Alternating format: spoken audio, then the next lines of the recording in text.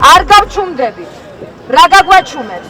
როგორ გაგატანთ შვილებს ციხეში, როცა თქვენი ხელდასმული დგებუაძეები, ხარებები, ყოველდღე აწნავენ სილას ამ ქვეყნის წარსულს, მომავალს, ენას, მამულს.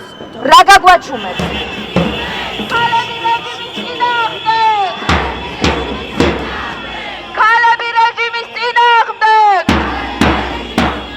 ზოგადად ძალიან მნიშვნელოვანი იყო, როცა მუშაობდა და ჩვენს პროფესიულ საქმიანობაში ქალების უფლებები, მათ უფლებებზე დაცვა, მათი უფლებების დაცვა 8 მარტი მისთვის არ იყო ყვავილების დღე.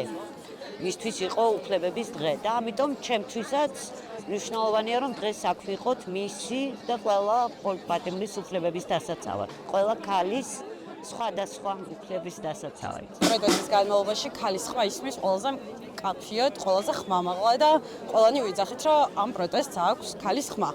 შესაბამისად, დღეს ეს ხმა კიდევ ერთხელ გაჟღერდა. დღეს არის 8 მარტი და ქალთა დღეს აღნიშნავთ ბრჭყალებში ალბათ უფრო ითქმის. დღეს ვითხოვთ პატიმრების გამოშვებას, გათავისუფლებას და ვითხოვთ ხელახალი არჩევნების დანიშვნას, რასაც ვითხოვთ უკვე 101 დღე არის.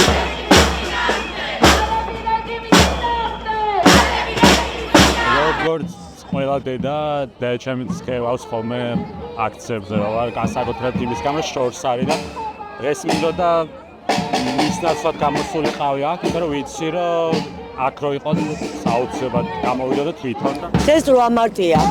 ჩვენ არ გვჭირდება არც მამაკაცების ყვავილები, არც მათი საჩუქრები, არც ფასდაკლებები. ჩვენ გვჭირდება რომ ჩვენ რომ ვართ ძლიერი ქალები, ამ ჩვენი ძალის და რეალიზების საშუალება გქონდეს ნორმალურ დემოკრატიულ სახელმწიფოში.